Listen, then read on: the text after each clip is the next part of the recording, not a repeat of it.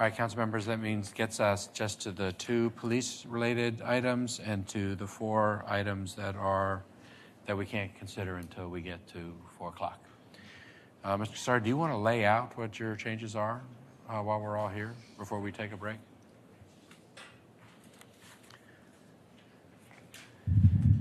This would be related to the ordinance. Correct. So I've handed up and down the dais. Let me know if you don't see it. Just one set of amendments to the Office of Police Oversight ordinance. I think the police working group, which included the association and advocates and our staff, did a great job, led by Director Muscadin. I think that's really produced a great ordinance and a memo explaining on the back, how the new office will function and how it will be empowered to expand its scope and its work. I fully trust that if we pass the ordinance as it is, we could do great work with the people we currently have, but we're not just establishing an ordinance for ourselves. We wanted to establish an ordinance in an office so that no matter who the manager is, no matter who the chief is, no matter who the director of the Office of Police Oversight are, that the expectations that get set and that the work that this working group does lives on.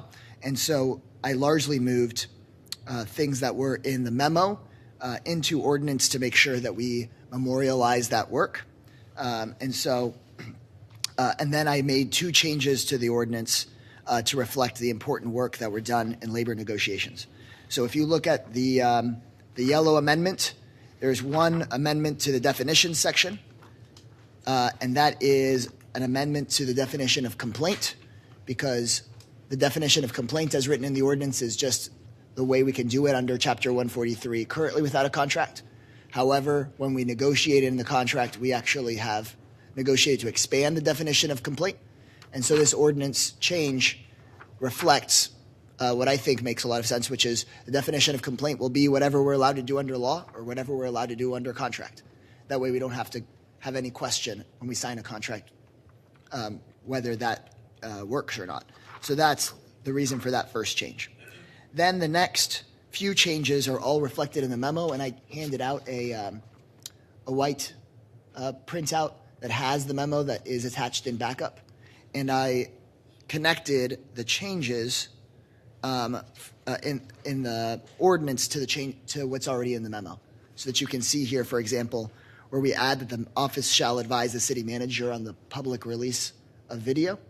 You could go and look at, I wrote down memo I, you could go back to the memo, and I've annotated it there on page 3 with the letter I, so that you can see that we've pulled the language in the city manager's memo as it relates to videos and made it so that it's appropriate for the ordinance. So essentially, we want to memorialize that the Office of Police Oversight will advise the manager on the public release of police video, that the new office will conduct preliminary reviews of external complaints, will conduct random assessments of the department's use of force reviews, and will conduct community engagement activity. I think these are things that were really important to the community in that working group. And so instead of just having them in the memo, we're bringing them up into the ordinance as core responsibilities of the office. And then the last line here is, again, new sort of from the contract. The ordinance currently says that we will, the Office of Police Oversight ordinance currently says that we will not be making information public that we're not allowed to make public. That's my expectation as well. But because the contract expands our ability to be more transparent with the community, I changed the ordinance to say, of course, we will not make public anything we're not allowed to make public. But if through negotiations we increase the ability for the office to provide more transparency, then we will, of course, do so. So again, just making the ordinance more reflective of the achievements in the contract and the achievements in any future contract. So that is the brunt of this. The last thing that I'll mention, and then I'm happy to answer questions, is that through that working group conversation, there was conversation around, now that we have body cameras on all police officers, we should really take a look at how this office interacts with that and how we release that video. And I think that the city manager is interested in working with community folks and our police officers to work on that between here and January, so that as we create this new office, we can also provide not just data, but also the video that we have as transparently as we can, but of course within the legal constraints of state law and any contract that we are under. So I think with these amendments, I think it was already a really great ordinance, and with these amendments, I think it's a real model reflective of the hard work of a lot of stakeholders. And your understanding is that these amendments are acceptable to the stakeholders that you are aware of that were involved in this process? I mean, my understanding is ultimately that these amendments are largely what's already reflected, has been largely reflected in the ordinance. It just uplifts them and makes them permanent. So everybody that I've brought them up to largely says, has responded that this just makes permanent into ordinance what we've talked about. And the second thing is that it's reflective of the contract that's also on the agenda, and points to some more work that should be done as it relates to the police video. Sounds good. Councilmember, there's nothing we can do between 3 and 4 unless there are some people that are here ready to speak on this, and I think there might be. So I would call some of those people to speak to us. Councilmember Poole? I just had a question for Ms. Muscadin. She may be able to answer. Okay. Thanks.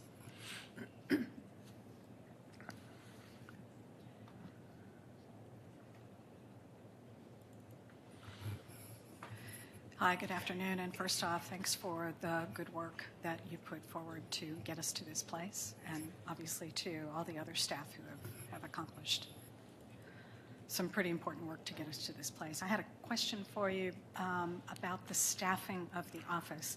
Can you fill us in on what has happened over the past few months when the Office of Police Monitor essentially was done away with, but we had some staff? Were they able to be reassigned on temporary assignment and able to come back to work for the Office of Police Oversight? So right now, I would say I think I have 3, maybe 4 staff members are currently on special assignment. And it was always in the context of it being temporary until a lot of this was resolved. And so we're hoping we're reaching a point of resolution today, which I'm excited about.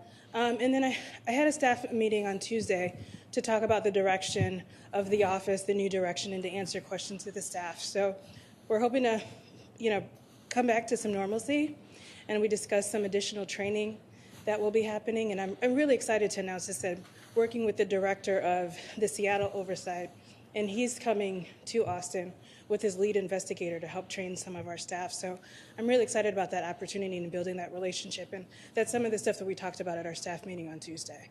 So they'll be coming back full-time once we resolve everything. Great, that's good to know. And then just generally, what is the staffing plan going forward if this is approved today? So the office is currently staffed with 9 full-time employees. And so I think you recall in the city manager's memo, he talked about some increased staffing, resources for some increased staffing because our scope has expanded, and we are focusing a lot on community outreach. And so we're still working that through. I mean, this is relatively a new development, and so those plans are still being worked through, but our team is growing, not shrinking. Okay, great. And the page where the staffing piece is mentioned, in case anybody has that in front of them, from the city manager, it is page 4 at the bottom, and the city manager's memo was the one from November 2nd. Okay, That's correct, yes. Great. Thank you. Mm-hmm. Those were the questions that I had. Appreciate Not a problem. Okay, thank you. So let's see if there's some people, does anyone here ready to speak on these 2 items, 16 or 74? I am. Come on, oh, you already spoke. I called you before lunch. Is anybody else ready to? I'm sorry? Hey, but what we're doing is we're calling both items together, and I said that this morning, and everybody gets a chance. If I let you speak more than once, I don't know how to not let everybody speak more than once.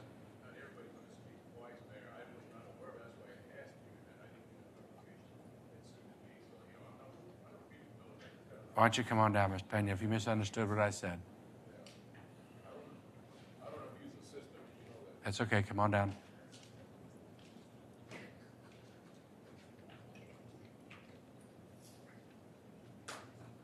Okay, good afternoon, Gus. Gustavo Gus Peña, President of Veterans for Progress. And I understand these are the 16 and 74 together, right, Mayor? That's correct. Okay. On number 16, regarding police oversight practices, my understanding is that the Police Association and the members are okay with that. Now, having to say that, 74, I just want you all to know what we had to, we went through in the 50s. You all weren't even, some of you weren't even here in Austin. I was crossing East Avenue. It used to be East Avenue, now it's I-35, Frontage Road. And I got arrested by a police officer who was a redneck and very, very well disrespectful. Chief Bob Miles was the chief at that time.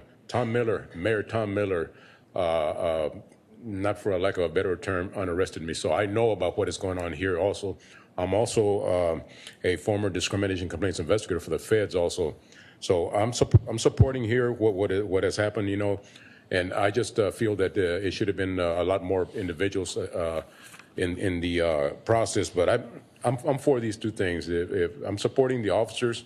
There's some officers that 5% that shouldn't be in the department, but overall they're good, upstanding citizens. And also, I just want to say this: we had a task force under Chief Stan Nee,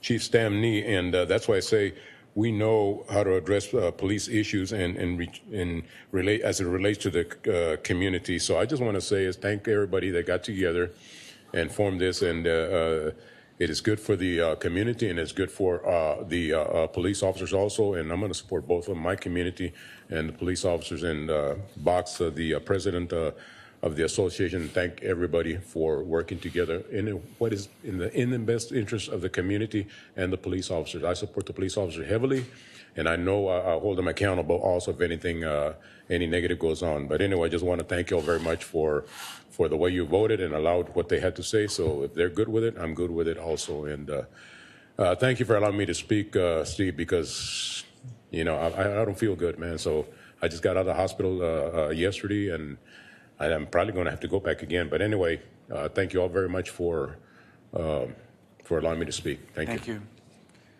Anyone else here ready to speak on 16 or 74? Come on down. Ms. Mann. Good afternoon. I hope you all are doing well and drinking water. My name is Fatima Mann. I am the founder and director of Community Advocacy and Healing Project. I did neutral for items 16 and 74.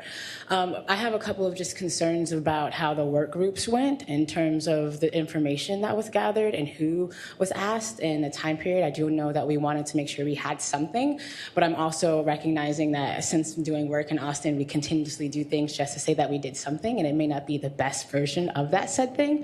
So being able to say, like, there's a lot of elderly communities that may not have been a part of the process because of how they were outreach to.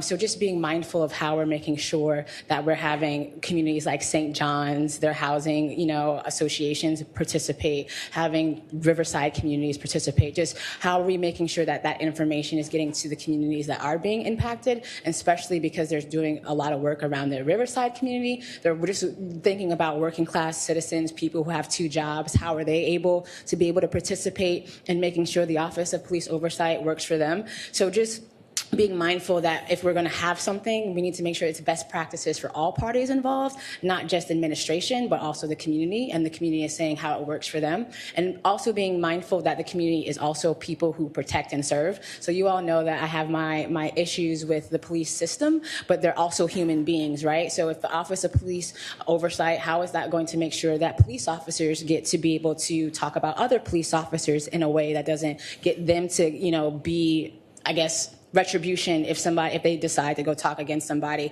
or if there's a false claim against them by the community? Are we going to make sure that there's some mediation and some restoration between people who protect and serve and community members? So just making sure that the Office of Police Oversight has buy-in from patrol as well, because if patrolling officers don't buy in, then that means that we're missing a whole population of people who actually have to interact with the people we're talking about. So we just being mindful of having patrol, district reps, different versions of the APD a part of different populations, and inclusion would be great.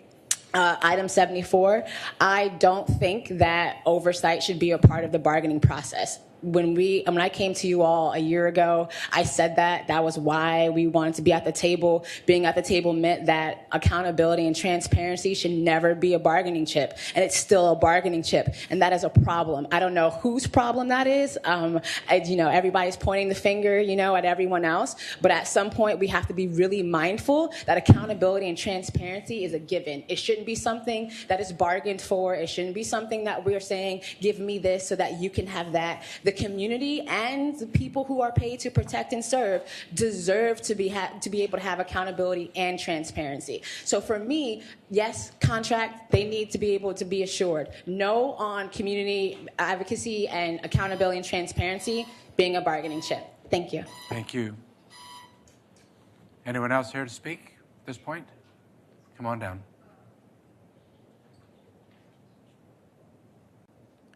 Have you signed up to speak on this one? Yeah. Okay. One day, police officers will be paid enough so that they won't have to moonlight. Some officers, I'm speaking on the wage part, some police officers wanted me to mention that they did not appreciate when a certain council member marched with illegals. I'm 63 and into my third act of life. So today, I'm Batman. I'm whatever the city needs. I can be friendly oversight, but I can turn into unfriendly criticism when you don't listen.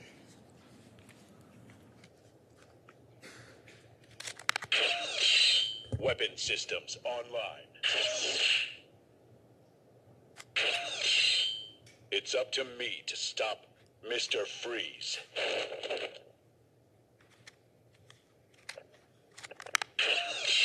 Two-Face, you're no match for my armor.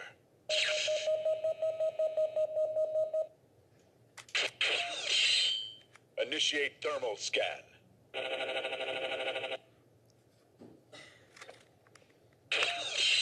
Scanning for enemies.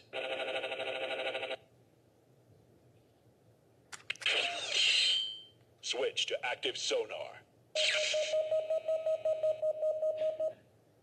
Like I said, I'm here for this city, whatever this city needs.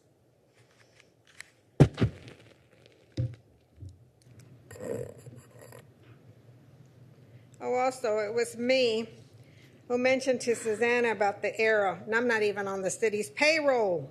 I figured I'd dislike some of y'all more, so I thought I'd tell her about the mistake.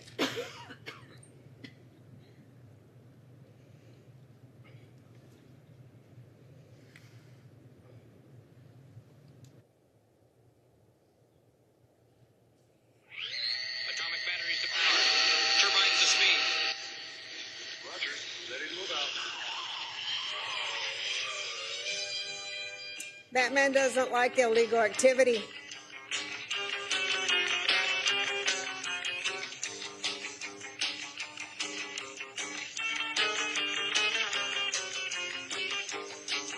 When I talk, you don't respond, so I guess I have to do skits now.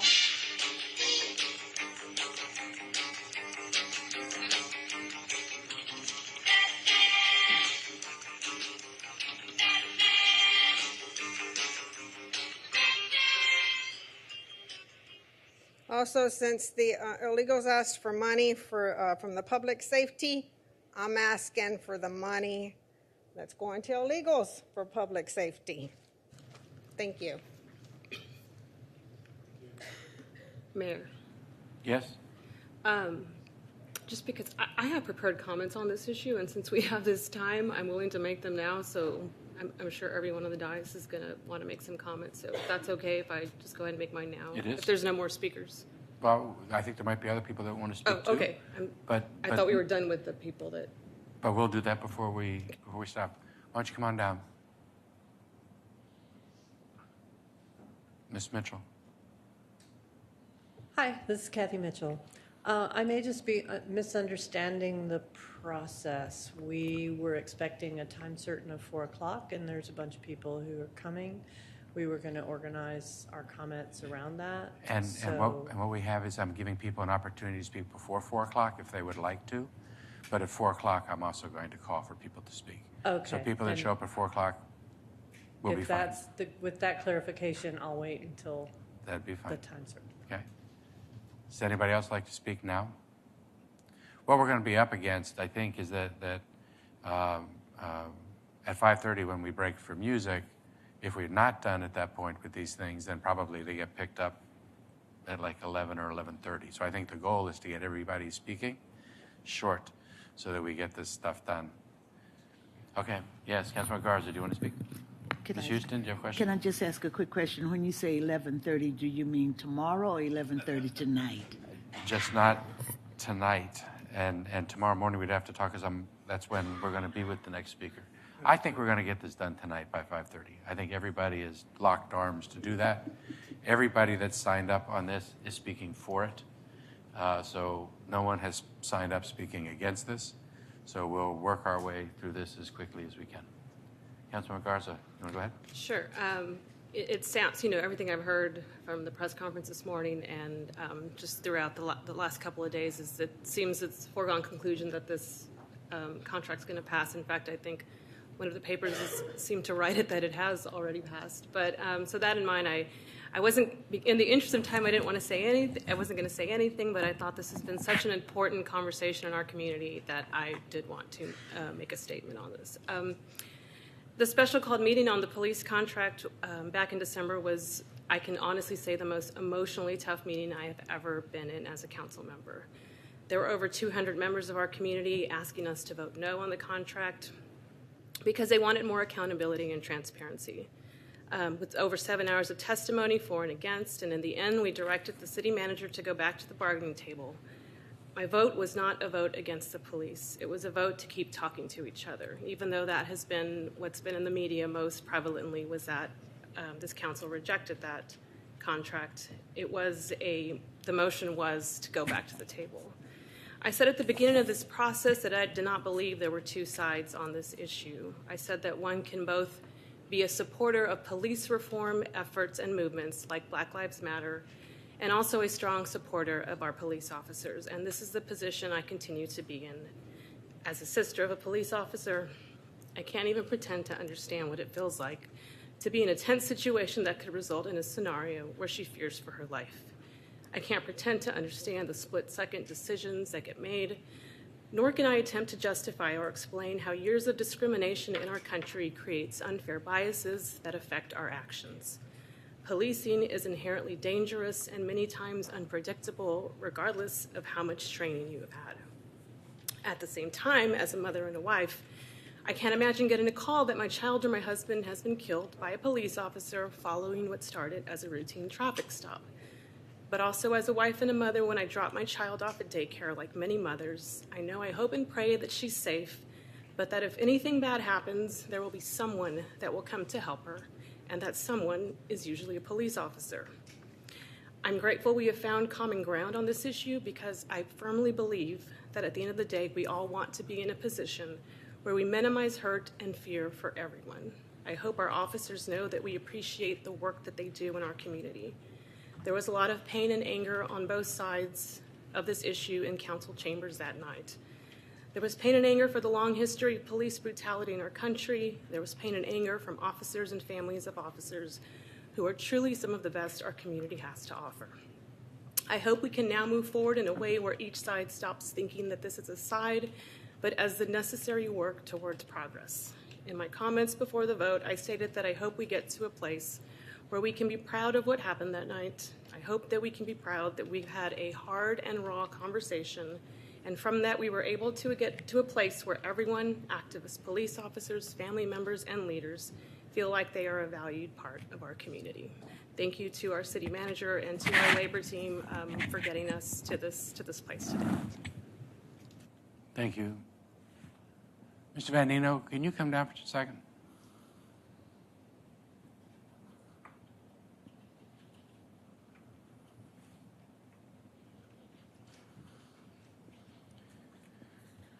Just some questions about the financing and associated with this contract. When we were looking at contract a year ago, one of the concerns that was raised was whether or not we'd be able to get to the recommended staffing levels over time under our budget with respect to any contract which we adopt. So in that respect, the manager has indicated what his intended staffing level would be at this point, what he would anticipate putting in each one of our contracts, new officers this year and out front for the 4 years covered by this contract. My understanding is that that staffing level is something the manager put in after consultation and input from the police chief. And I'd like to be able to support numbers being recommended by the manager and the police chief. Is when you overlay those additional staffing levels with the contract that we've negotiated here, do our budget's forecast still work? Does the percent of our budget that's going to public safety continue to stay the same or go down? And is there substantial sums that would be projected to still be available, assuming the legislature comes back at 6% or leaves it at 8%? Obviously, if the percentage goes lower than that, we might have to relook at some of this. So my question to you is, did you look at this contract over the next 4 years relative to the forecast with the staffing levels that the manager has indicated he would be seeking? Yes, we did. Good afternoon, Mayor, Mayor Pro Tem, members of the council, Ed Vanino, Deputy Chief Financial Officer. In anticipation of this question, we ran all these numbers up there on the screen before you. Essentially, we wanted to look at the city's financial projections over a 4-year span. There's a lot of assumptions that have to go into this. So, starting off with the revenues, you can see there in the asterisk, we're assuming a 6% property tax growth annually over 3 years. So, we could have higher revenue projections if we wanted to go to the 8% allowable under state law, but we projected our revenue sources at 6% property tax growth. That gets you those revenue numbers up there. And then we took into account all the things you talked about, our base public safety costs exclusive of the APA contract. Overlaid that with the APA contract cost that's before you today. The police staffing plan that Chief Manley and the Austin Police Department have developed, which would be 30 additional positions in each of the fiscal years 20, 21, and 22. So you can see what the costs of the police staffing plan would be over the next 3 fiscal years and plus this year. We have new fire stations that you talked about earlier today about the new fire stations that are being expedited. We anticipate one of those opening with a cost of $1.8 million in fiscal year 20 and another one opening by fiscal year 21. So we built those costs into our forecast. And then we also projected increases for everything else, all of our civilian workforce and all of our non-public safety departments in the general fund, assuming wage increases, et cetera. We built all that in. The bottom line of this is that at a 6% revenue increase, property tax revenue increase, we would project additional funds available in each of the fiscal years, starting at $900,000 in the current year, increasing all the way to $18.9 million by fiscal year 2022. And that would be funding that would be available within a 6% property tax revenue increase to address other council priorities. If all of those funds were allocated to non-public safety services, we then calculated out the percentages, and you can see a slight decrease in the percent of the budget that would go to public safety costs under these assumptions, from the current level of 68.3% dropping to 67.7% by fiscal year 21-22. So it was a pretty narrow needle to try to thread, taking into account all of these factors, keeping the tax rate down, funding other priorities, doing the police staffing plan, getting a contract in place, and having that percent of the budget decrease over time. But the contract before you, with our financial projections and the assumptions we're making, accomplishes all that. Okay, thank you. Does anybody else, anybody here want to take the opportunity to have the council with its fullest attention, widest awake? Councilmember Poole? I don't know if this is the best time or maybe wait till a little bit later in the day, but I did want to invite Officer Villarreal maybe to come. He was one of the negotiators for APA, and I don't know if he had any comments that he might like to offer if he's in the room. I think it would be great to hear from him, but I'm happy. He's on his way, did you say? Yes. And so well, then we'll hear from him a little bit later. We'll give the gentleman some time. And then I also wanted to be sure to, if we could, to hear from Mr. Desai as well. Okay. I really would like to hear from the various folks who were the primary forces behind bringing everybody together to get to this place. Okay. All right, so I think that's all we're going to be able to accomplish now. I'm on to, it is 3:24. I think we could probably kick this off a little bit before 4 o'clock and start. If Mr. Villar could come on down.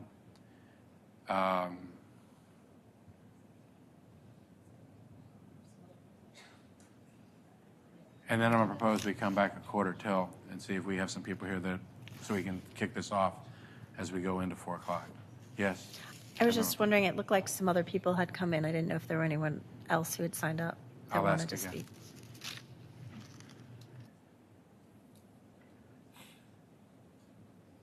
And Mr. Mayor, the remarks that I prepared are, I guess they'd be more appropriate after you guys take a vote and pass this thing, or? What we're going to do is we're going to let the public speak, and then we're going to take a vote. So we have a list of people. A lot of people are showing up at 4 o'clock to speak. Sure. And we could take a break, and you could speak at 4, or you have everybody's attention. You can speak now. I just have a few short remarks. Why don't you go ahead? Sure. Good afternoon, Mr. City Manager, Mr. Mayor, and council members. My name is Thomas Villarreal. I'm the Vice President of the Austin Police Association, and I will be speaking on behalf of the Austin Police Association. I would like to take a moment to publicly thank the men and women of the Austin Police Department for their professionalism and dedication to the citizens of Austin during the past 11 months. I would also like to thank Detective Chris Perkins for his leadership during these negotiations and the other 18 officers who made up our bargaining team. I'm proud to stand before council today knowing that an unprecedented amount of work was performed by the Austin Police Association to show our community that when people want to see a progressive police department, they do not need to look west. They can look right here in their own backyard. The community and council can be proud that the men and women that serve them overwhelmingly welcome the transparency that this community desires. On behalf of the Austin Police Association, we would like to thank the manager and his team for their work on our contract as well. Thank y'all. Thank you. Do you want to lay it out for us? And then from here on out, it's jazz hands. You want to address us? Sure. Thank you, Mayor. Good afternoon to Mayor Pro Tem, council members. I want to start by saying this was a long process over the past year, but I do want to thank my boss, Elaine Hart. I want to thank Mayor and Council, but most importantly, I want to thank the City Manager for his leadership and his support of both the staff and of the process to how we got here today. I want to give a big appreciation to the city team in my office, along with Lowell Denton's firm. And I do want to thank Ken Cassidy as the president of the Police Association, Thomas, who just spoke, and it kills me to say this, but Chris Perkins also for helping us get to this spot. I tried to rush through that last name.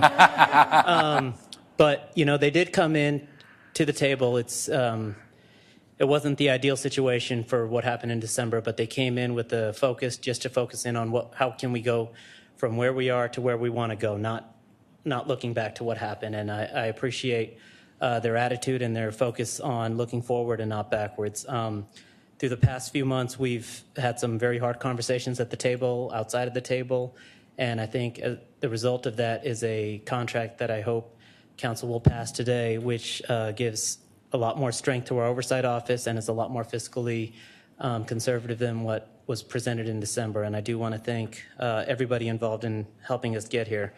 Part of the reason the Labor Relations Office was created is to help keep the relations between management and labor in the period in between years of contract negotiations, and that's what we've been doing since we've been created, and that's what we'll continue to do with the Police Association along with our other two for the next 4 years so that we can help build this relationship back to where it needs to be, and that 4 years from now we'll have a much smoother process during negotiations. So I'm happy to answer any questions now or later from Mayor and Council. Thank you. Thank you. Anyone here want to address this? This is almost getting to the same 4 o'clock time. All right. Anyone want to speak?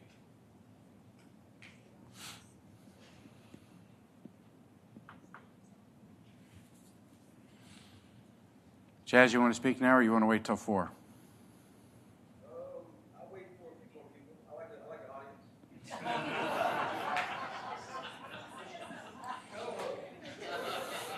Break for 20 minutes. All right, so let's do this. Let's break for 20 minutes. Let's come back at 10 minutes to 4 and see if we can kick the thing off then, and then move through this. So it is 3:29. We'll come back at 10 till 4. I think Alicia's donated time. She's here. You have 5 minutes. All right, I won't be long because I'm trying to get out of here while the beer is still cold. I think, first I would just like to say, I think the major difference between this year and last year is the fact that in 2017, the people that were representing the union just didn't want to talk to the community individuals. They tried to discredit us as much as possible. And then this year, this one cop who I'm hesitant to call a friend, but I think I have to at this point because I've talked to him more than my grandmother. Chris Perkins and in the final stretch, Thomas Villarreal, they took the time out and said, you know what do these guys and gals want? And they brought us in and they actually listened, and also Ron DeLord, and even Box. So for that, I think for the community members that are here in support of AJC and I work on this, I think it's okay to give them a round of applause for actually bringing us to the table and listening to us so we didn't have to repeat last year. You all know the details and the nuts and bolts of this thing, so I don't have to get into that. But I do think, and I've said this plenty of times, like I'm hard on the police department here, and that's only because I want them to be the best. And I think because of this contract and some of the things that they conceded in good faith and trying to repair some of the issues and relationships with the community, I think we can say that we don't have the perfect police department, but I think we damn sure have the best in the state of Texas. And I'm looking forward to working with these guys over the next coming years and taking more progressive steps and being as progressive as we can possibly be. So I'm excited about the contract, and I think it's going to pass today. Hopefully, as many votes on the dais as we can get. And then I just want to take a small tangent and end on this note. For my first ever written down statement. You're used to hearing from me about police shootings and police assaulting people of color. I'm commenting briefly on this contract instead to make a proposal that we spend some of the immediate savings from the contract on getting to the bottom of another APD issue. Misleading data provided by APD to city officials regarding clearance rates for sexual assault. As many learned for the first time over the weekend, APD conceals the fact that most rape cases are not resolved with an arrest by categorizing cases as exceptionally cleared. Cases that are exceptionally cleared were added the cases cleared by arrests and given to council members as the clearance rate for rape.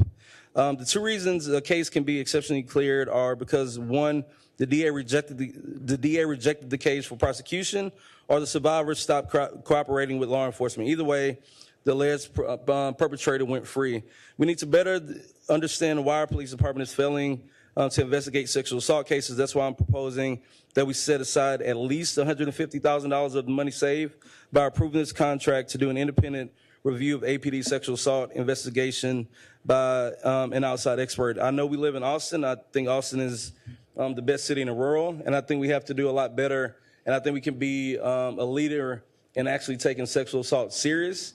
It is a very sensitive case. It's a very sensitive issue for a lot of people in this country, a lot of people in the city in particular, and we need to do as much as we can to make sure that victims of sexual assault are not only taken seriously, but that we can help with that traumatic experience as much as we can. So shout out to Chris Perkins again. Shout out to Chris Harris, Kathy Mitchell. 18 months. Let's get this thing done. Go get some beer, like I said. And Ms. Moore, I also want to thank you for your involvement in this process as well. Is Kathy Mitchell here?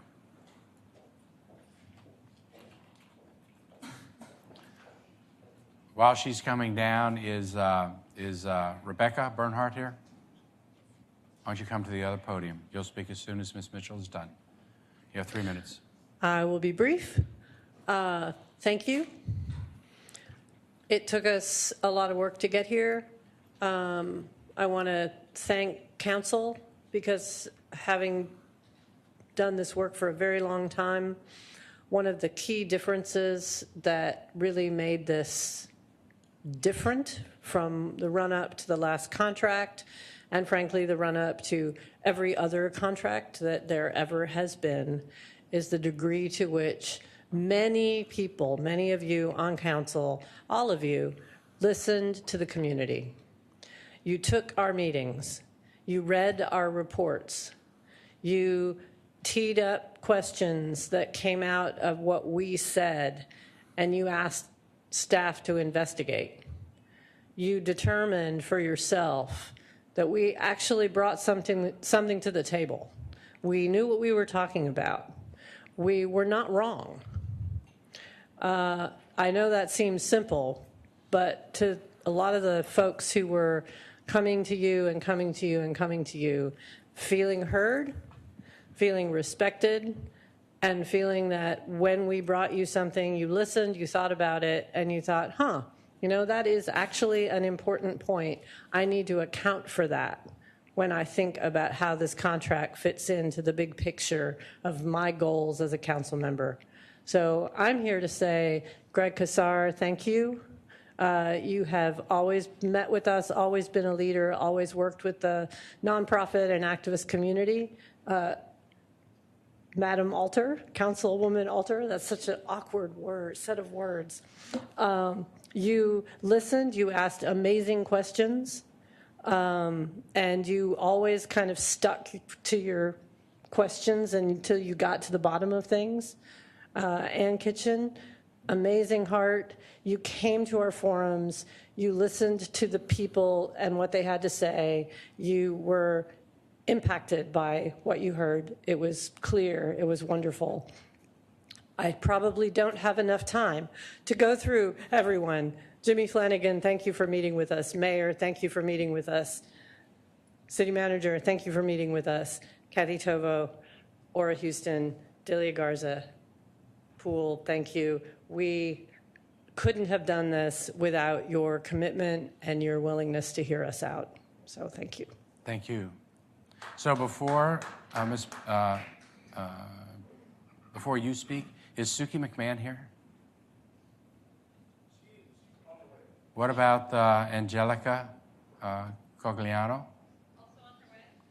What about Shane Johnson? Shane Johnson. What about Jana Sims? Beverly Lazar? Why don't you come on to this podium? You have 3 minutes. Go ahead. Thank you, Mr. Mayor, council members. My name is Rebecca Bernhardt. I work for the Texas Association Against Sexual Assault, and I'm also, thankfully, a member of the Public Safety Commission. I'm here to follow up on Chaz Moore's comments regarding something that can be done with a little bit of the savings from this contract. I know some of y'all heard a news story over the weekend regarding clearance rates and Austin Police Department and the issue of how clearance rates for rape can be really confusing and misleading, and how here in Austin, the police add together to give you the clearance rate, the number of arrests they've made or clearance by arrest, and the number and a whole bunch of other things that are called exceptional clearance to give you the clearance rate. So it's been really hard to tell here in Austin how many sexual assaults are actually getting resolved. And that's something that we should get to the bottom of We have a serious problem with the way that rapes are handled in Austin and Travis County, and this is an opportunity to do something about it. And that's why I'm speaking in support of finding an outside expert to do a review of how the Austin Police Department handles sexual assault investigations, instead of taking that money and just automatically throwing it into more detectives without figuring out what the actual problem is. I don't know if you have any questions about exceptional clearance or clearance rates, but I'm available to answer those. Thank you. I think you're right. It's worthy of immediate attention, but probably not something that we're going to resolve here tonight. We're going to focus on the contracts. Okay. But your thank you. point's well taken about the importance of that and how we might use that money. Thank you. Is Emma Freer here? Freer?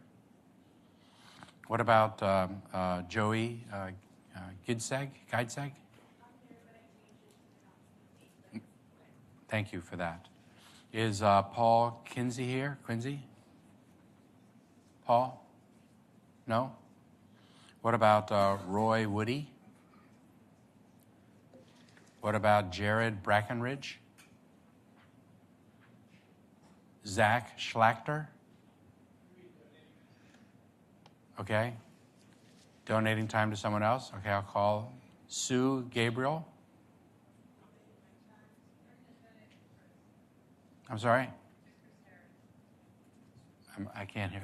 Donating time. Okay, thank you. Jasmine Patel. Seneca Savoy.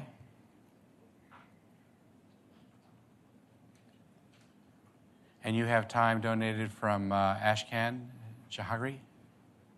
Is Ashkan here to donate that time? Tell me he needs to come back in to donate his time. Ms. Lazar, you're up. My name is Beverly Lazar, and I was here last December to speak against passing the contract, and I'm here today to say that this new proposal sounds really, really good. But I'm asking that you support Councilman Kesar's amendments for the following reasons. All the functions of the Office of Police Oversight should be established in the ordinance. City manager memos and integral agreements should not be changed without community knowledge or input. It's important to have ordinances governing the Office of Police Oversight that instill the values of our community, that are protected no matter who the city manager or director of the OPO becomes. If the city finds itself without a contract again, the OPO should have clear rules to move forward, and body cam videos, particularly of critical incidents, should be released publicly as quickly as possible, especially considering that other cities and even states require the release of body cam footage for violent incidents within 30 to 45 days. Specifically, I'm asking for a working group to be established to develop a similar policy in Austin by the end of January. As I said before, my speech today is totally different than what I was saying when I came in December, and I really approve the contract and the hard work that's been done by Grassroots Austin and the Austin Coalition for Justice and the mayor and the board members. So thank you very much. Thank you. Is Jahangir Ashkan here? He says 30 seconds. Imagine it's probably going through the Okay. metal detector. Is Chris Harris here? You want to speak? You have time donated from Roy Whaley, who I see. Lisa Fithian. Oh, there you are. Okay, thanks. So you'll have 7 minutes, Mr. Harris. Me now, huh? Hello, my name is Chris Harris. I live in District 1. I want to say, firstly, that today is a really important landmark day, begins a new era in police oversight in our community, and there's a lot of people to thank for that. But first, I do want to very specifically lay out why and what's important and why. It is really, really important that people are now going to be able to submit complaints anonymously. There are people in our community who do feel fear about reporting incidents that they either are the victim of or that they witness that occur with police officers. And so that is an extremely important improvement that has been gained today. It is really, really important that this new Office of Police Oversight is going to be able to conduct a preliminary review of these incidents, and that office is going to have access to police files and information that they haven't had before. It's going to allow them to vet these incidents, ensure that they are properly investigated, and also submit complaints themselves, which they have previously been prohibited from doing. It is really, really important that they're going to be able to randomly look through body cam and dash cam footage and do audits of that to find potential new incidents, because we know that there are many incidents that may still go unreported as people are simply unaware that the office exists until we were able to really educate all of the community about it. It is really, really important that the office is going to be able to make recommendations, particularly both as to whether or not an incident is sustained or not, but also to discipline. And that those recommendations will include case details so that everything about an incident that is pertinent to the outcome of it is known, and that those case details involved in that recommendation will be made public post the chief's decision about the discipline. This is really, really important so that our community understands the true scope of police misconduct, and so that issues with police as regards to policy and broader issues can be identified and corrected by our community and by the leaders in the police department. It is really, really important that the police chief now has to respond publicly to disagreements that they have with the oversight entity about incidents of misconduct. The knowledge of the community that there is potentially some disagreement between a civilian and the sworn about the outcome of incidents is important for us to understand if our police department is policing in accordance with community standards. And if there are steady and constant disagreements that, again, there might be an issue with the police department that needs to be corrected at a more broad or policy level and that now can be known and addressed. It is important that our community panel, which is to be created, is going to have more unfettered access to investigation files. There will now be no time limit on their ability to look through those files, and they are able to actually conduct a more full review, and that all gets done before the 180-day time limit that unfortunately still exists for meting out discipline to officers, so that their recommendations actually mean something and matter as it relates to discipline of officers.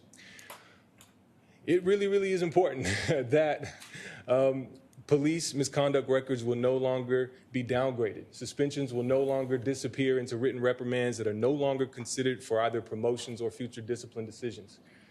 This is really, really important so that officers that have a history of misconduct don't get promoted up the chain, and that their discipline, if it continues over time, is able to be considered in full such that that discipline can increase.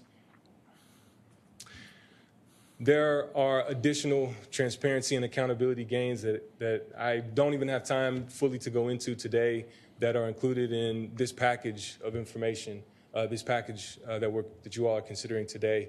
But I want to stress that it is a really important and big monumental day as it relates to police oversight. I also do want to stress the importance of the proposed amendment to the ordinance, specifically as that it directs the OPO to have, quote unquote, direct access to those files, as well as that it ensures that we are going to be working toward a policy of transparency for all body cam footage of serious incidents. because that is important information for the community to know, and therefore it needs to be transparent, and we need to be working towards a policy on that. And so I highly encourage you to vote in favor of that amendment in addition to the ordinance itself. There are a lot of people to thank for this. There's obviously a quorum of council folks that had a press conference this morning who have been highly engaged on this topic, who have been attending all of the meet and confer agreement negotiations with us. And without their involvement, engagement on this topic, we would not be standing here today. And so I want to extend my thanks to all of them. That includes Allison Alter, Jimmy Flanagan, Ellen Troxclair, Ora Houston, and Ann Kitchen, of course. I also want to thank Greg Kazar, whose staff and his continued engagement throughout this process really allowed us to focus our efforts, and who has helped push for the strongest possible outcome that we're going to be considering today. I also want to thank a lot of the city negotiating team, particularly at the Farrah Muscadin and her work with the working group and her work as it relates to this. However, there are things that we left on the table. There is meat still on this bone. And it's important that as we look to 4 years from now, assuming that you all approve this contract today, that these issues are high on the radar. Many of them were proposed during this negotiation process, though it seems only for show, and that's unacceptable.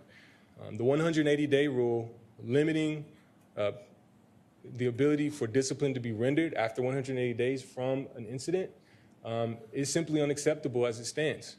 You're going to hear from someone here in a moment who's very experienced, deals with that. The 48-hour rule, which gives officers unfair access to information for 2 days before they have to give a statement, is unfair. And so I do want us to be aware of that. The last thing I'll say is, go ahead, wrap up. This oversight needs to be independent. We still have too much in this contract. Ultimately, we're going to have to stand up to the APA and their lawsuits. And so I urge you to put negotiators in place for the next session that will do that. Thank you. Thank you. Is Ashkan Jahangiri? Is Ashkan Jahangiri here? Oh, gotcha. All right, you have 5 minutes. Is Brianna Williams here? Why don't you come on down? You have time donated from Andrew Herrera and also from James Casey. All right, so you'll have 7 minutes as well. So you each have you have 5 minutes and then you have 7 minutes. Go ahead, sir. Yeah, I'm Seneca, District 1. I'm here to heartily endorse and back the complete overhaul to oversight, and particularly Councilman Kazar's amendment for increased transparency. The changes here are momentous and sorely needed. To give some context of why this matters so much, we can reliably say that use of force and disproportionality in use of force tracks strongly onto residential segregation, and this is one of the most segregated cities in the state, much less the nation. We can also see fairly easily that use of force rates in Austin map to about 70% over what they are in El Paso, who have similar crime rates. If we were to do it by population, once again, also about 70% higher. Now, why is that? One reason has to do with statistical outliers and their persistence in the sample size. So in 2013, and unfortunately there isn't anything more recent, 1.5% of patrol officers accounted for about 20% total use of force.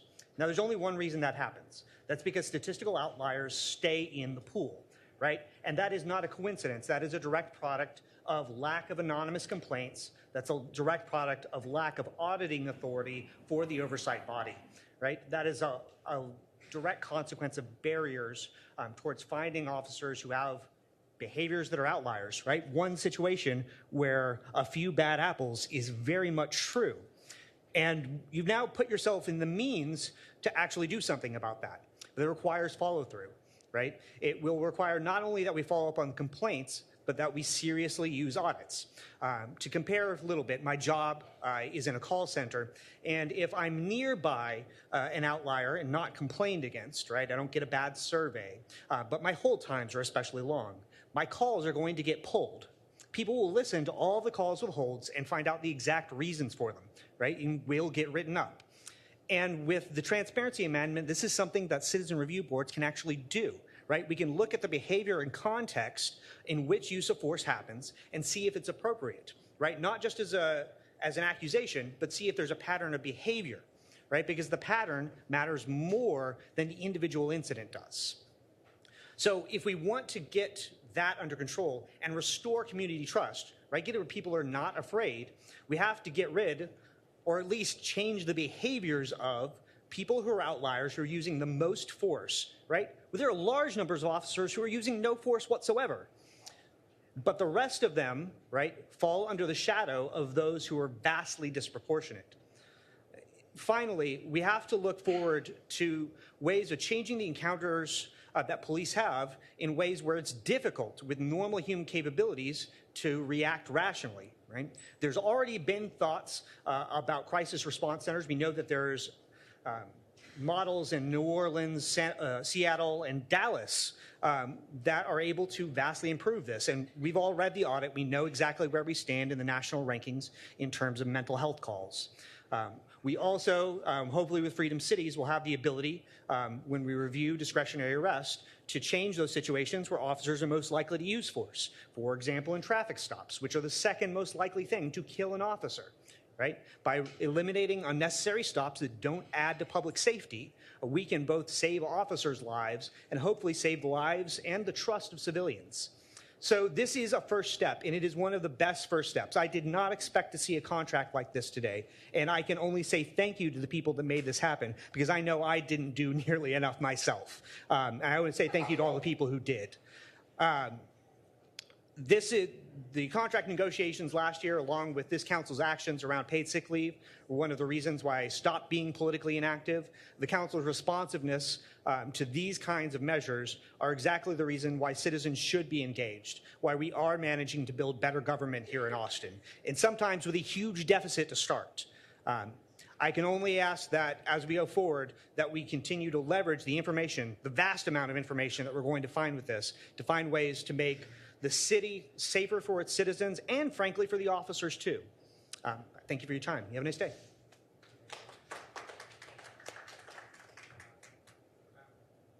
Sorry, before you begin, is Shane Johnson here?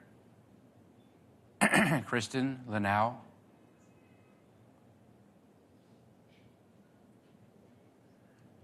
Go ahead.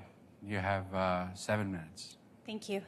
My name is Brianna Williams. I am here today because of an incident that occurred with me, a violent incident in which I was assaulted by Austin Police Department in June of 2017, so about a year and a half ago. I want to thank all of you for hearing me. I want to thank Chris Harris and the rest of the folks at Grassroots for helping my voice be heard, because for so long I have felt like I didn't matter. It was a violent incident. I was charged with four counts of different charges that night. And because of this 180-day rule, I was scared to come forward and complain, even though what happened was wrong and it was captured on video. And now, even though the charges all have been dropped within the last year, I have come forward and been able to complain. I'm still afraid, I'm still fearful, and I feel like I don't matter. This incident impacted my life severely. I was severely injured. I don't know a lot about, I'm not very well informed with the contract or with the things that you all have passed in before, but I think absolutely the release of body cam footage is vital. There's no reason why people shouldn't know about that. If anyone would have seen that, and if anybody would have seen what happened to me, they would have stood up and I wouldn't be in the position I was today. I have made a complaint now with the Office of the Police Monitor, but I know that these officers, who I know already have had disciplinary action against them, have already been complained against, will probably have no disciplinary action for what they did to me because it's past that 180-day limit, and that needs to go. So as far as oversight and what we're looking at, there just needs to be something for us, for regular civilians. I was born here in Austin. I love this city. I'm very proud to be an Austinite. My parents were Austinites. It's something I've always taken a great deal of pride in. But right now, I don't feel very prideful of it. I don't feel like I matter. And I think that that's what the most important thing that these new contracts and what they're trying to negotiate is going to result in. It probably isn't perfection. I know there's a long way to go, but I think that they're vital in helping people, especially after the number of violent incidents that I've learned have occurred, not just to myself, but to other people. I think that's it. Thank you very much. Thank you. Go ahead. How much time do I have? Would you remind me your name, please? Shane Johnson. You have 3 minutes, Mr. Okay, Johnson. great. Awesome. Thank you. That'll help a lot since I haven't really prepared things. Shane Johnson, he, him pronouns. I live in District 7, and I'm a native Austinite as well. So I don't know exactly what all has been said, so hopefully I'm not too redundant, but this, obviously we're here for the police contract, and it's taken a year of hard work on, I would say, mostly the community side to make sure that things are moving towards being more just. And we still, this is as Seneca was saying earlier, this is an okay first step, and we still have a long way to go, and I think we're excited to be making real strides. One thing that I definitely want to emphasize is that, before the previous contract was a terrible contract by any sort of community standards or for advocating for justice, and the organization Campaign Zero, which is working, came out of Missouri and is working to eliminate police violence, analyzed 82 contracts, and this was touched on by Chris a couple days ago in a community debriefing of this whole process. But they analyzed 82 contracts. 6 of them, they had 6 categories in which contracts could be good or bad, and Austin was one of the 6 of the 82 contracts that was the 6th most terrible. And I misspoke slightly. There are 8 different areas in which a contract could be good or bad. Austin was one of 6 cities that failed all of them. So and now we have, out of this contract, I think we've ticked one of the 8. And so one of the 6. And so we're definitely making progress, but we still have a long way to go. And so I know we went from about $82.5 million to about 44.6. So I urge you all to make sure that we're using that money for various forms of public safety that are not governed by the police. We can't, as many people have said, we can't police ourselves out of public safety. And there are many issues like mental health first response, and I know the council is beginning to pursue that. Thank you, Councilmember Kitchen, in leading that. So things like that really need to be funded and prioritized and continued over time from the money that we have saved. And then I'll definitely just put on record that I still strongly against some of the police stipends, particularly the court time extra pay, which in practice truly does incentivize for-profit policing, and it's been demonstrated that things like that very strongly do so in Houston and other cities. So we definitely need to get rid of that, but we are taking some good first few steps in the right direction. Thank you. Thank you. Would you tell me your name, please? Kristen Lanau. Kristen, thank you. After Kristen will be Suki McMahon. Is Suki here? How about Angelica Cagliano? Emma Freer? Paul Quincy? Roy Whitty? If you're here, please signal with your hand. Okay. Jared Breckenridge? Zach Schlachter? Sue Gabriel?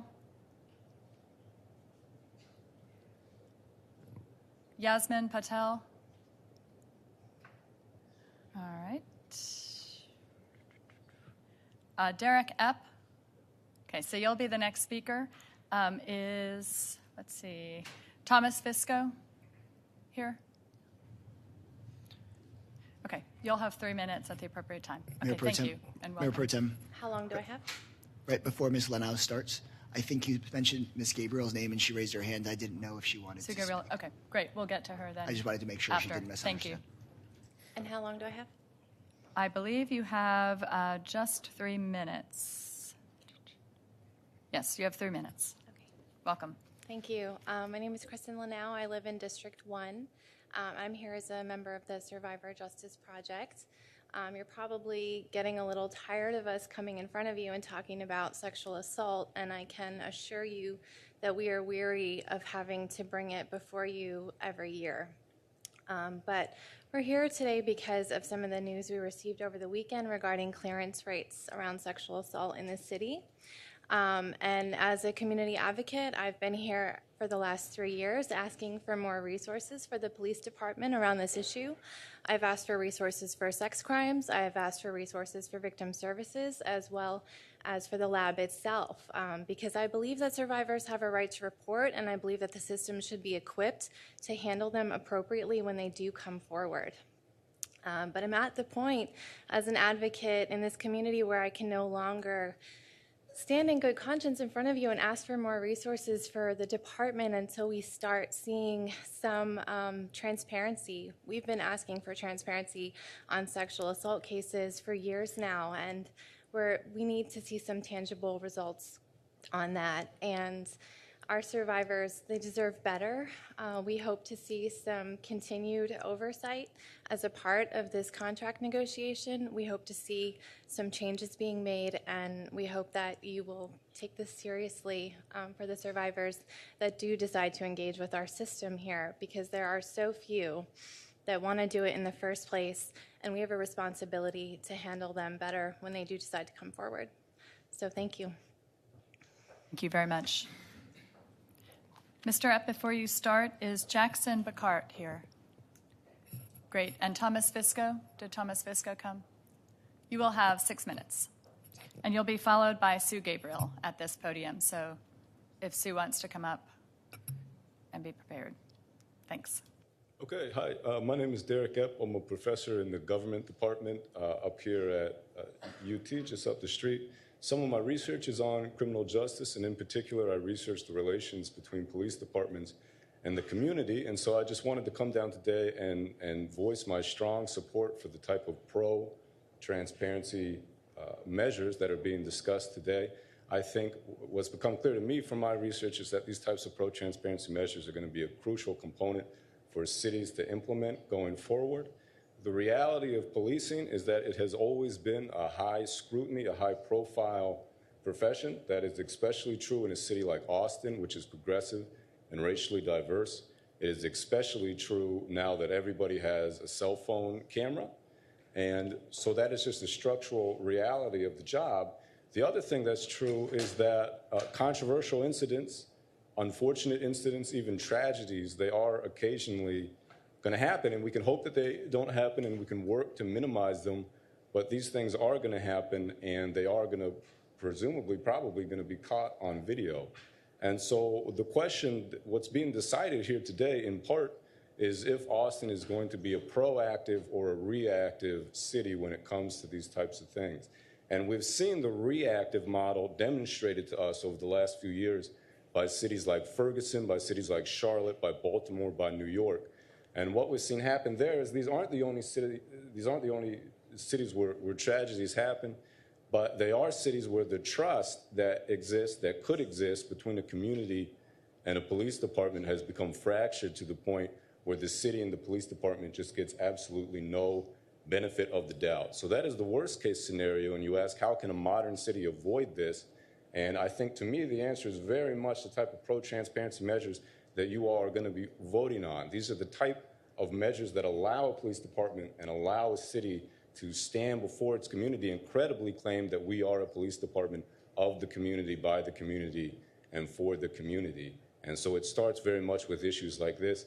And so I just wanted to suggest that from my research, when these types of pro-community trust reforms are enacted, the community does notice, and we do tend to see an uptick in the type of pro-social behaviors that we would want from a healthy community, a healthy relationship between the police department and the community. So I just wanted to briefly say that, and I wanted to say that these types of measures come with really positive externalities over and above some of the many things that have been discussed today. So thank you. Thank you very much. Sue Gabriel? Councilmember Kassar, did I mishear you? Did you say you saw Sue Gabriel? Ah, very good. Okay, thank you. Rachel Manning. If Rachel Manning is here? No? Julian Reyes.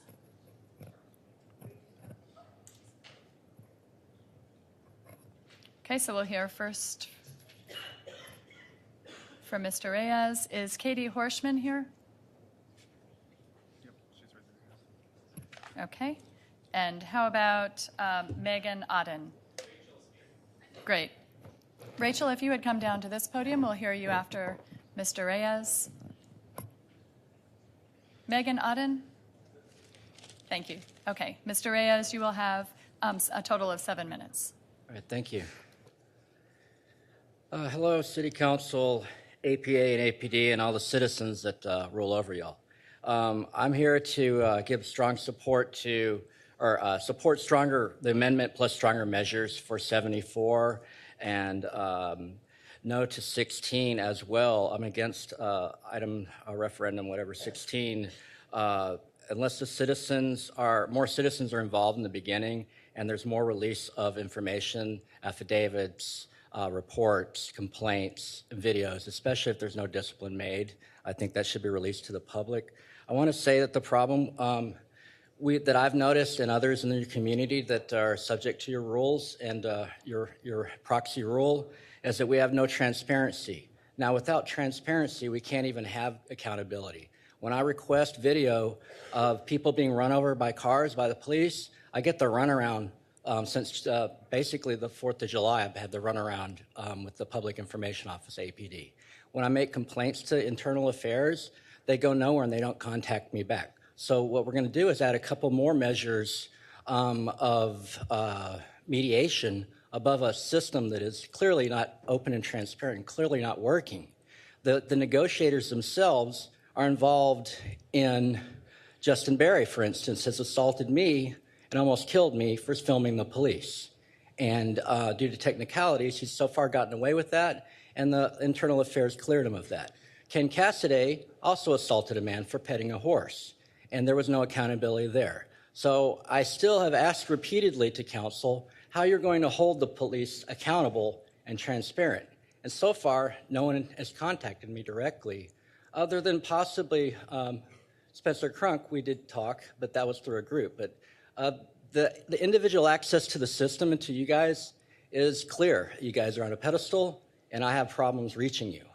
And I don't feel that I'm represented that way because I don't have a voice. And that tells me that other people also don't have a voice, that don't have time to, make it through traffic to meet here before you guys vote on things that are so important and crucial to the safety of our lives. This is my life here. This is our lives. This isn't some kind of negotiation for money for people that hold authority and power over our lives. False warrants by the courts, false arrests by the police. You can ask me about that anytime. So I think before we have a vote on these things, we need to handle old business first. We have some people that need to be investigated in the department that clearly have complaints against them, and some of them are in the news, including, first I want to thank the department for firing Sergeant Crowder recently for the involvement of illicit acts, crimes of moral turpitude. And now it's time to investigate Commander Dusterhoff, or former Assistant Chief Dusterhoff, and figure out what's going on. We need to investigate Ken Cassidy, the downtown Austin command, including Corporal Seebeck and others. We need to investigate the Austin Police Association and find out why they won't release their nonprofit records. Why are they failing to follow state law? Why are they hiding over 500 off-duty police contracts that crimes have been committed under that I've told you about in the past, but nobody's reached out to me again. Let's see.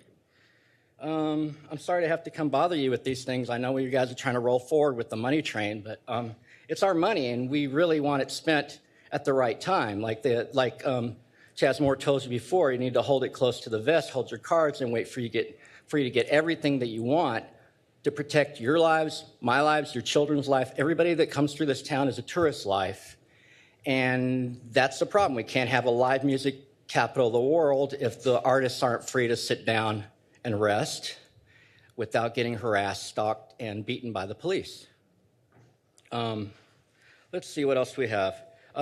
Corporal Cato on the east side has been stalking the homeless for a while. Ruggiero, he's a district rep. He's stalking the homeless. I'm a member of the homeless press. I would know I got lots of people on the streets that talk to me, and they give me the list of bad cops. None of them are getting investigated. I've asked Councilwoman Kitchen to get back with me on Ruggiero and Dusterhoff and some of the other complaints that we've had, and I have had no direct communication. Vissy is another district rep that has personally harassed me for filming. Let's see. So basically, we need you to get rid of the clearance rates. Those are called quotas. Let's be clear about that. Quotas are unconstitutional according to Supreme Court rulings. If there's performance bonuses and clearance rates and things for tickets and collars and arrests, then that's unconstitutional. You need to deal with that before you get sued, before we create a liability for the taxpayers ourselves.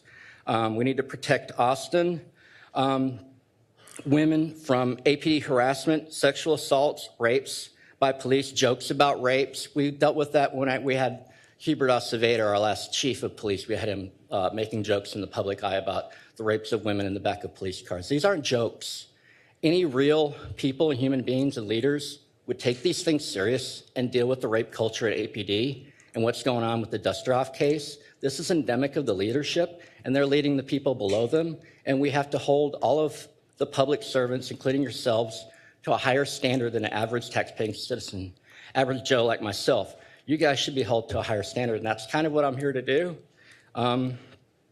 Let's see.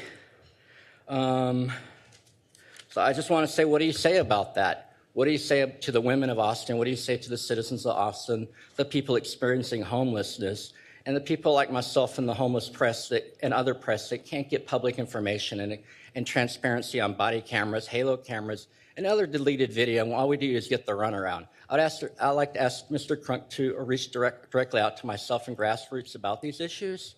And I'd like to ask all of y'all to, I'd like to give the rest of my time to either you or somebody else to speak. Okay, thank you. All right, silence is consent. Thank you.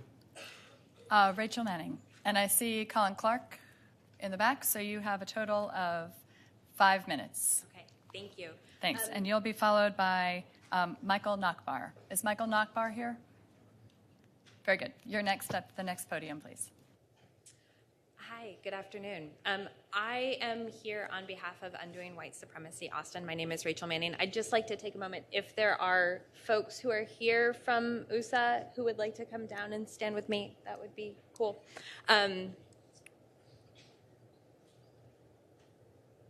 Or I can just get started. We don't need to hold this up.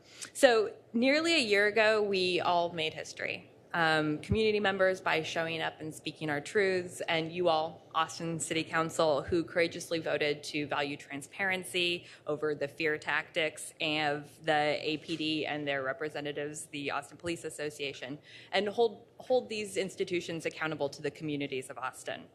There has been a lot of hard work over the past year, and we are grateful to all of the community members who have shown up time and time again, and to you all for really listening. We feel that. And what has been created is great. A new ordinance creating better accountability, and a revised contract. We're especially appreciative of the City Manager Cronk, and the way that you have really stepped in and listened. That's great. So USA supports the passage of items 16 and 74, establishing the office of the police monitor, or the new office of the police monitor, is the first of many tangible steps that we can take towards securing justice for individuals and communities who have experienced police violence and police misconduct. We urge you to pass this ordinance today, and the amendments proposed by Councilmember Kassar. We are also in support of the proposed new contract, and would like to remind everyone here that this is just the first of many contracts to come. Future contracts should only strengthen police accountability. This contract has critical accountability measures like allowing anonymous and online complaints and assuring that officers' misconduct is considered in future promotions and in their discipline, and that's appropriate, but there will be steps. As Chris Harris said, there are things that have been left on the table, and we will continue showing up for those things.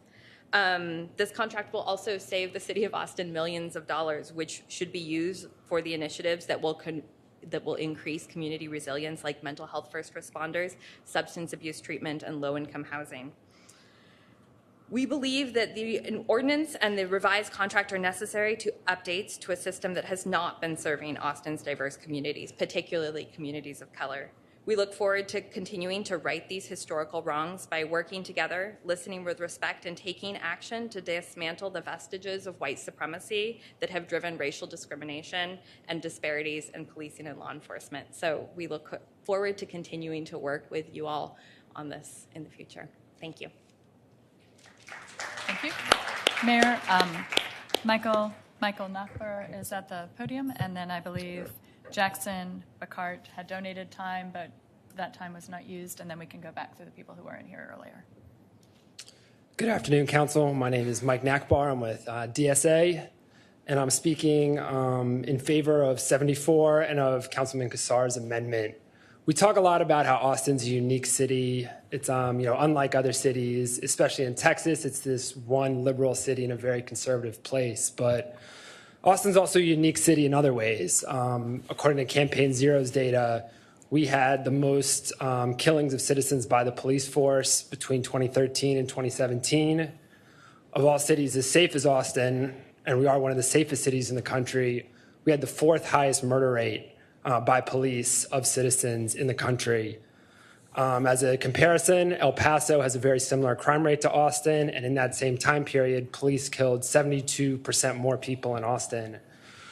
So it's something I think that is a shame of our city and something we have to do better on, and this is a real opportunity to do that. As the Campaign Zero data shows, there's a lot of correlation between increased oversight and less police violence, and I think we have a great opportunity to make a dent in that today. So I really hope we will vote yes on the ordinance and yes on the amendment. Thank you very much.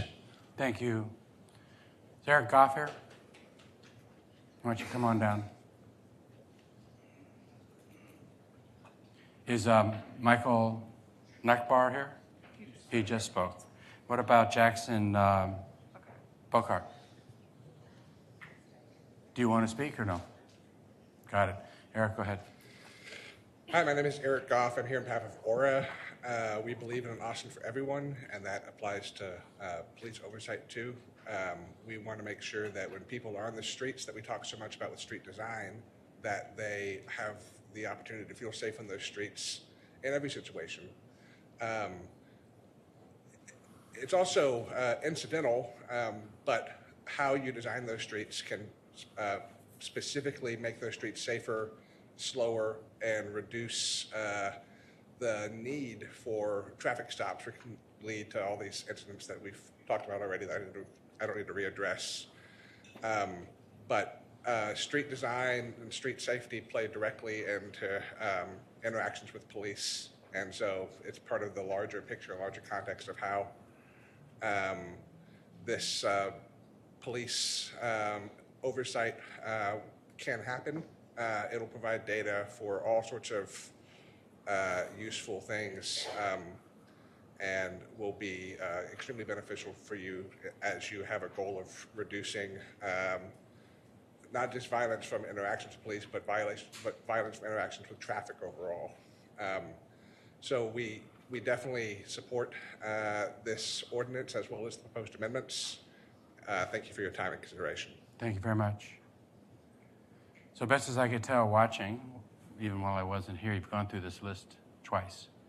Are there people here that signed up that have not had a chance to speak yet? Why don't you come on down?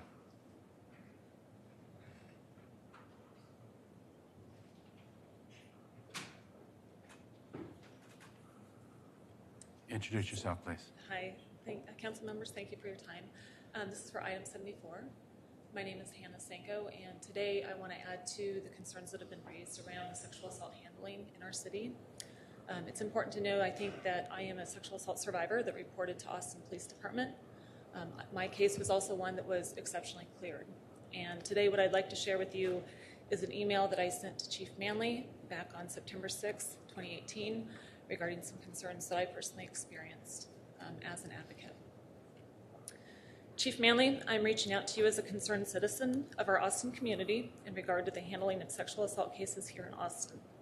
Let me explain. I am a 2-time sexual assault survivor with my second assault occurring here in Austin. I have personal experience in going through the process of having a rape kit performed on me, a police report filed, and prosecution denied for my case.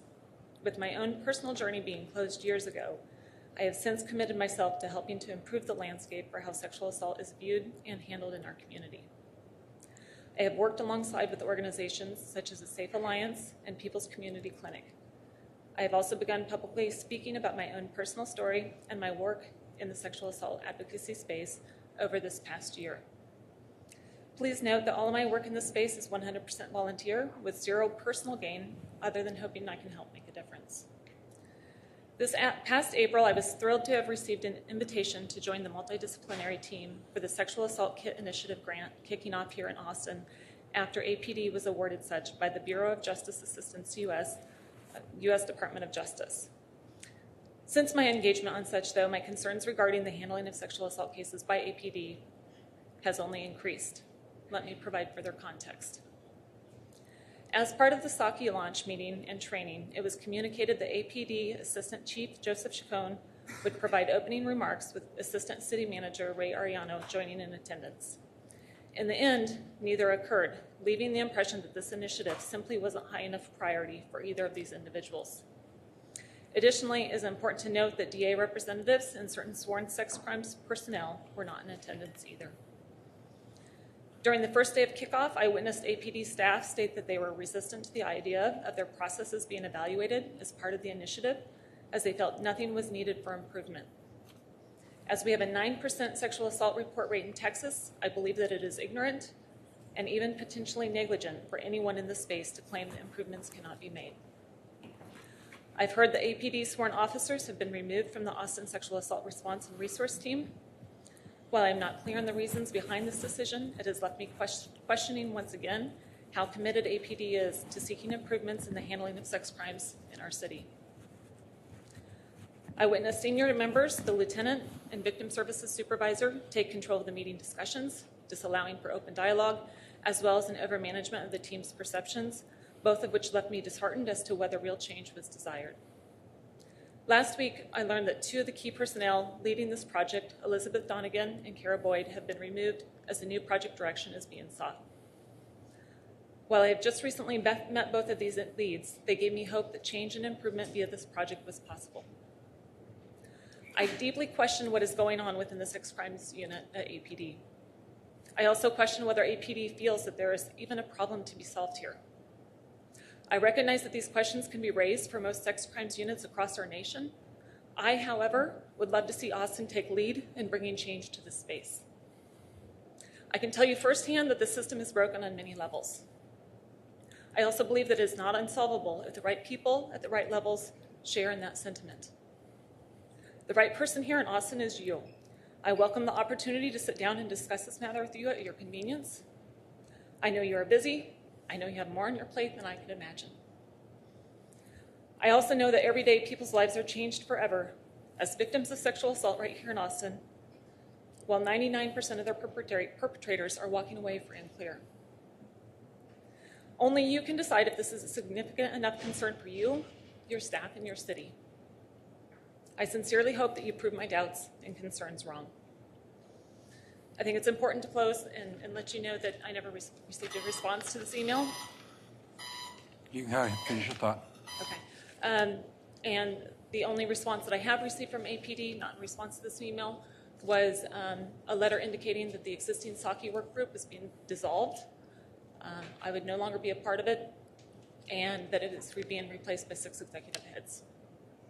Thank you. Thank you.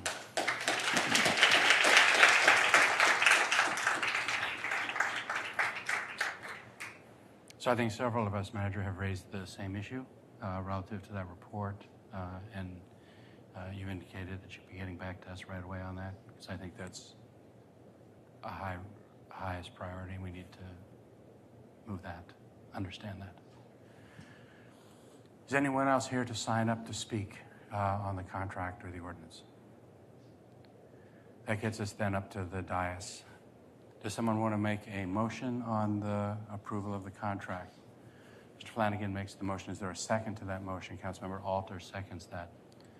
Is there a motion on the ordinance to approve the ordinance? Mr. Kassar makes that motion. Is there a second to that motion? Councilmember Kitchen seconds that motion.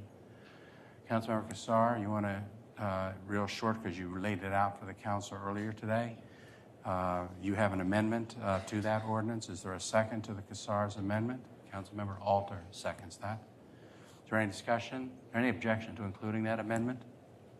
Hearing no objection, that amendment is incorporated into item number 16. It gets us up to the dais on discussion on items 16 and 74. It's my intent to call for them and a vote for them at the same time. Is there any discussion? Then let's take a vote, and then we can address it afterwards. What? Ms. Houston?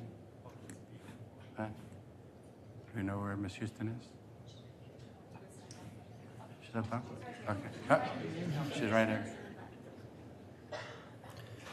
Mayor, are you suggesting that we vote and then make comments afterwards, or take them before? Yeah. Let's vote, get it passed, and then let's make comments. Okay? So there's been a motion to approve both the contract 74 and the ordinance. There was an amendment added to the ordinance. They've been moved and seconded. We're going to take the vote, and then if people want to make a comment, we'll let that happen. Those in favor of these two items, please raise your hands. Those opposed, it is unanimous on the dais, both pass. Congratulations.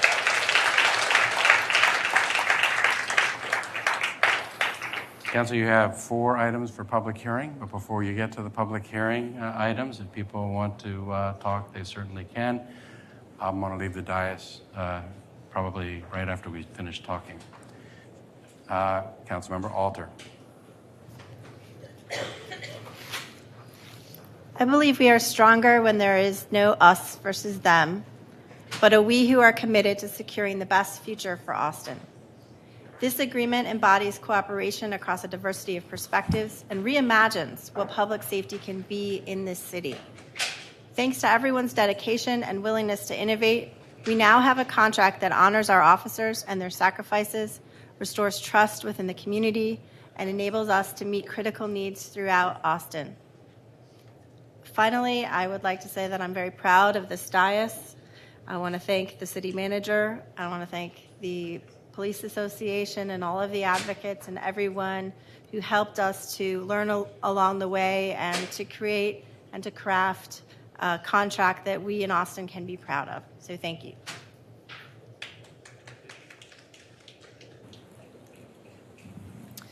Thank you. I'll be brief. I just want to say a few things that I mentioned this morning. I mean, basically, I think this contract demonstrates our respect and gratitude to our police officers and their families for keeping us safe.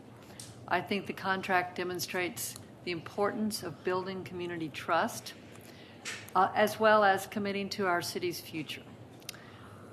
I'm proud to say that with this agreement, we can hire new officers in line with a multi-year staffing plan and continue to pay our officers at the highest level in the state.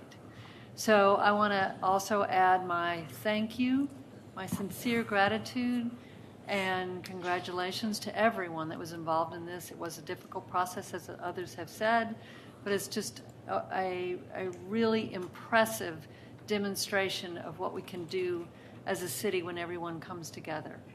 And as some have mentioned, of course, there's more work to be done, but we will roll up our sleeves as we had before and continue to do that. And so I also want to thank our city manager. He's demonstrated to us his ability to bring people together, and we thank you for that. And I also want to thank all of our advocates. The work you do in the community and with us is just absolutely essential. And thank you so much for continuing to have the trust to work with us to make change. Thank you. Anyone else have a comment on this? Councilmember Kassar. I'd like to thank the dais and our entire team at the city, including our new director of the Office of Police Oversight and our labor negotiations team and the manager for your really hard work on this.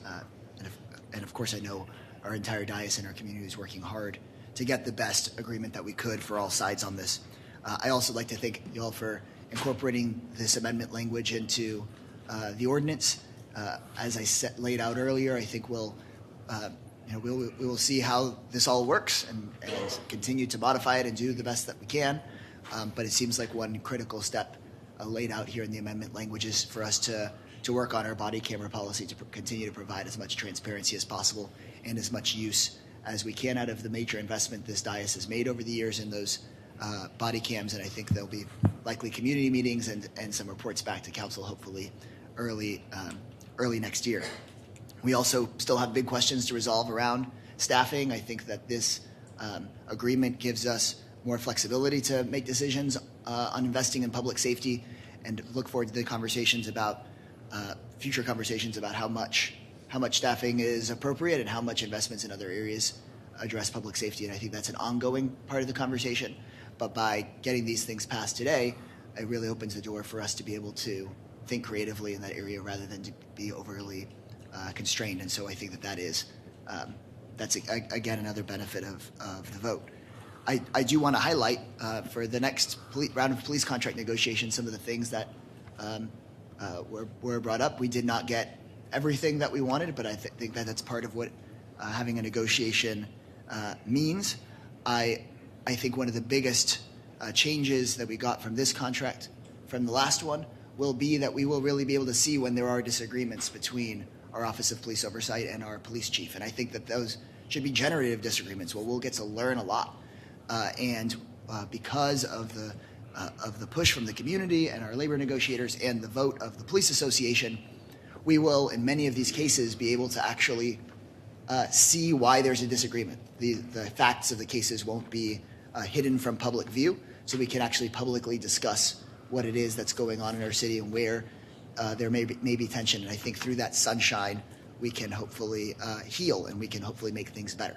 Something we did not get in this agreement, though, is that if there is too wide of disagreement to the point where Office of Police Oversight thinks that there was a violation, but our police chief thinks there was none, we may not be able to get all the details we want. I hope that those are rare instances.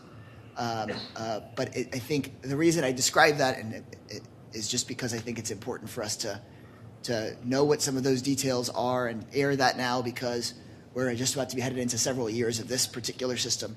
And I think it's important for it to be said so that when somebody looks back at this tape a few years from now, they know what it is we were thinking.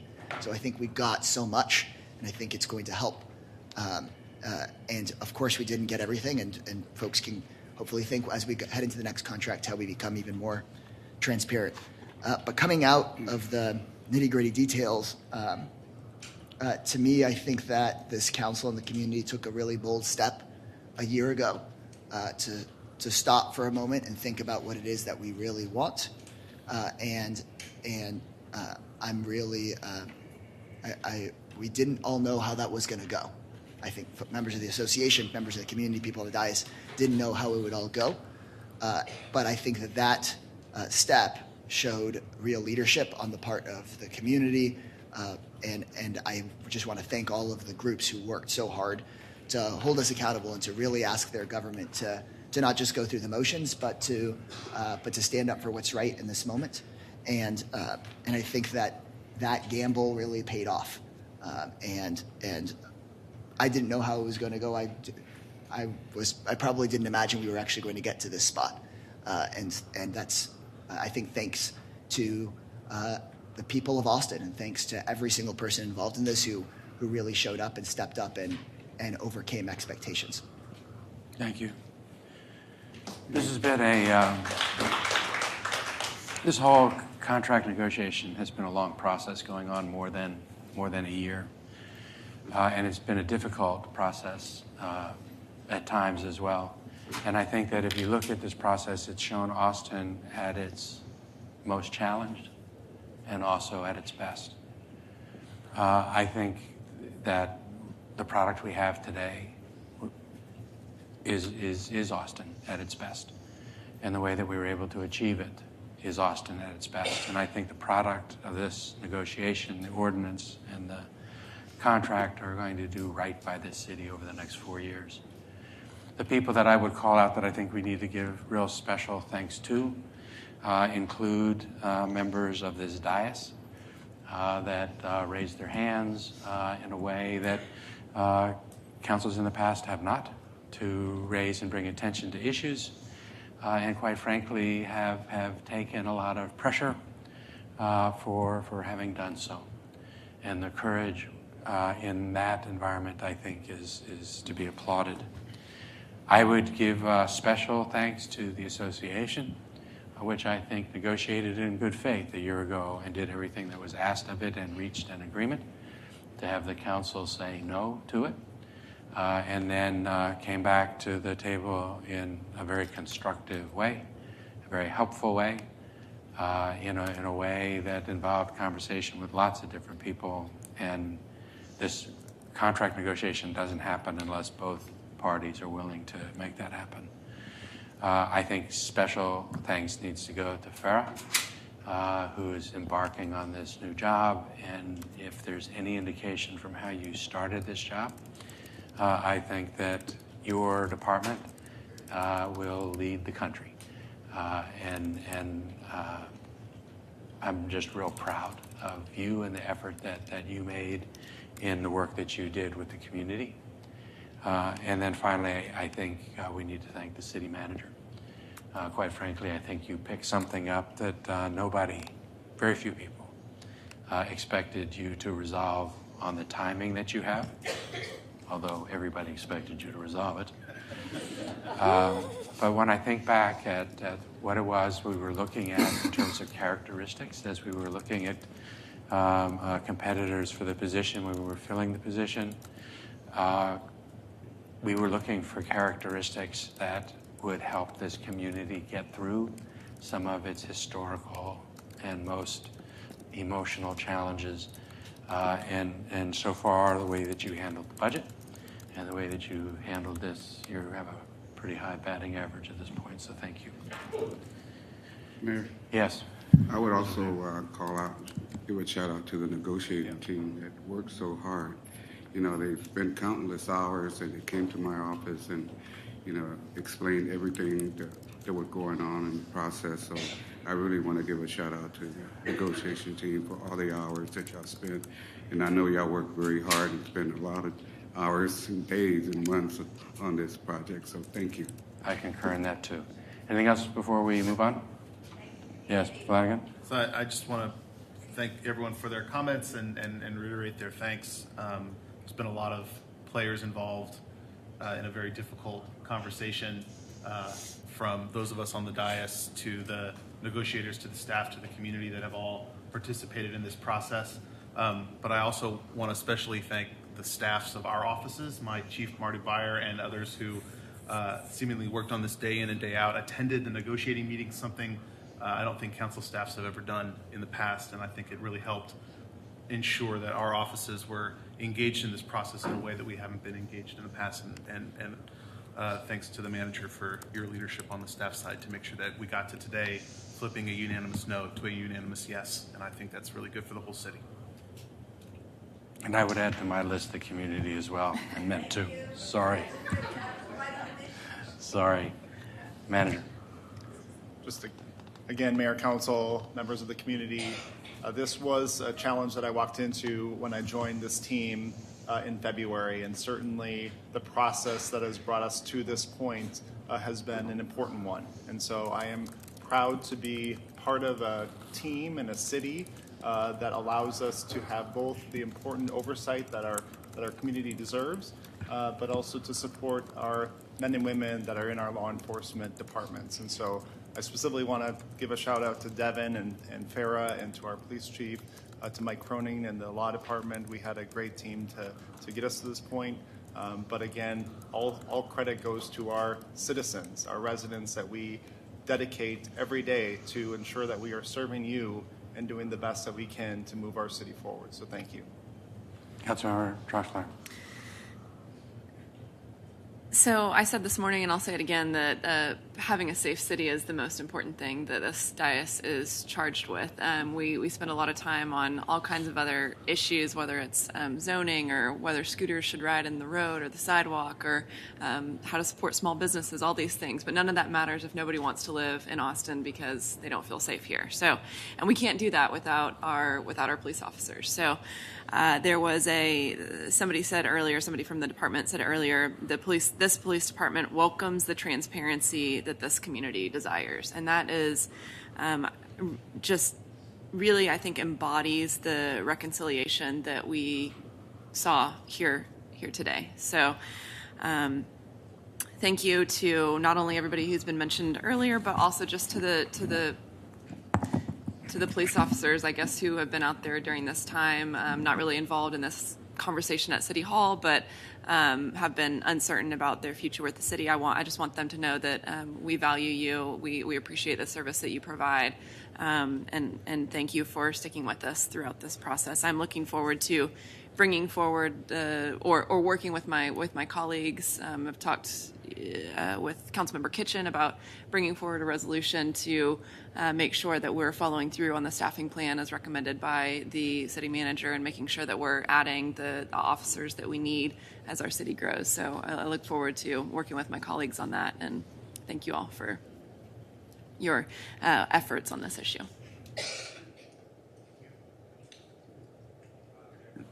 Mayor Pro Tem, I'll turn the chair over to you to resolve the last 4 items on the deal.